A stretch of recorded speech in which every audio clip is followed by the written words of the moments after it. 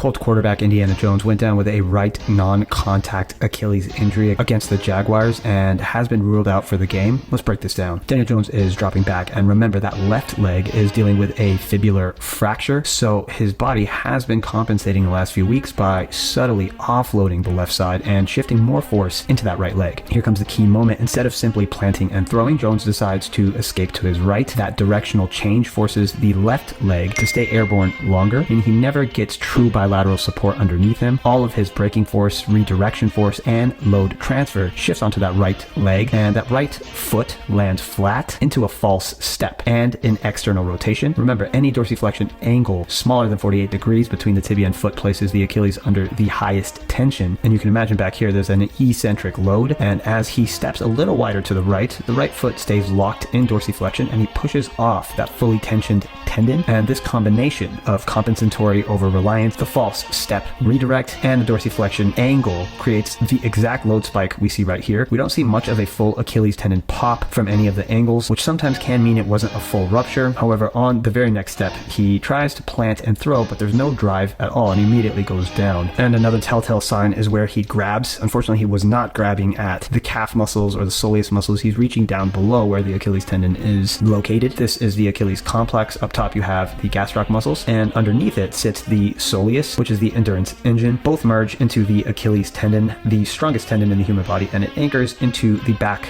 of the calcaneus. When you push off, this whole unit loads eccentrically in dorsiflexion, then explodes into plantar flexion. But when one leg is compromised, like a left fibular fracture, the athlete automatically offloads and shifts more force into the opposite leg. That creates asymmetric loading, deep dorsiflexion angles, and higher strain on that Achilles. NFL quarterback data shows an average return to play of around 9 to 12 months if this is confirmed as a full Achilles rupture. You do tend to see performance dips for the first year back. Extremely terrible news for the Colts, as they've been looking like one of the best teams in the league this year. Wishing Daniel Jones a safe and speedy recovery.